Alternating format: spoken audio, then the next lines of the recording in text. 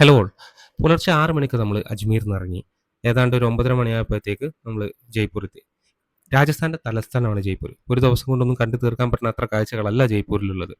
നമ്മളൊരു tour ടീമുമായിട്ട് collaborate ചെയ്ത് അവരുടെ ഒരു വൺ ഡേ പാക്കേജ് ആയിരുന്നു എടുത്തത്.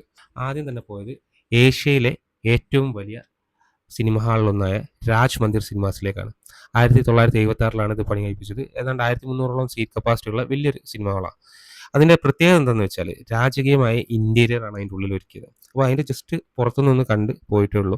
അത് കഴിഞ്ഞങ്ങാണ്ട് നമ്മുടെ ഗൈഡ് നമുക്ക് കാര്യങ്ങളൊക്കെ വിശദീകരിച്ച് തരുന്നുണ്ട്. ജയ്പൂർ ഒരു വെൽ പ്ലാൻഡ് നല്ല വൃത്തിയുള്ള സിറ്റിയാണ്. അതിൻ്റെ പിന്നിലുള്ള ആളാണ് ആ കാണുന്ന പ്രതിമ. മൂപ്പരാണ് ജയ്പൂരിൻ്റെ സ്ഥാപകൻ.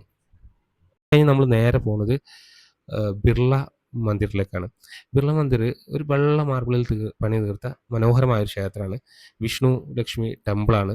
ബിർള ഫാമിലി 1988ലാണ് ഇത് നിർമ്മിച്ചത്. അന്നത്തെ രാജാക്കന്മാർ ₹1 എന്തോ ആണ് ഈ ലാൻഡ് കൊടുത്തത് എന്നൊക്കെ കേട്ടിട്ടുണ്ട്. അതിൻ്റെ മുകളിൽ കാണുന്നത് ഒരു മോത്തി ഡോങ്ക്രി ഫോർട്ട് എന്ന് പറഞ്ഞൊരു കോട്ടയാണ്. അതിപ്പോൾ ഒരു ശിവക്ഷേത്രമാണ്. ശിവരാത്രിക്ക് മാത്രമേ അത് പൊതുജനങ്ങൾക്ക് തുറന്നു കൊടുക്കാറുള്ളൂ. രാജസ്ഥാനിലെ മറ്റ് കാഴ്ചകളിൽ ആയിട്ട് ഇനി അടുത്തൊരു വീഡിയോയിൽ കാണാം.